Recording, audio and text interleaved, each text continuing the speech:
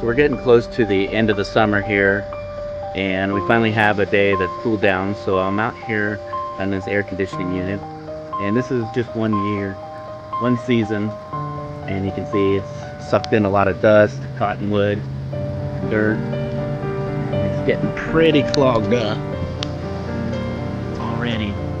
So we don't want to let this go another season without getting this cleaned off. We cleaned this one here about beginning of the summer and then the end of the summer, just so it keeps running optimally. Really would have liked to have got it cleaned out more before it got this far, just because of the amount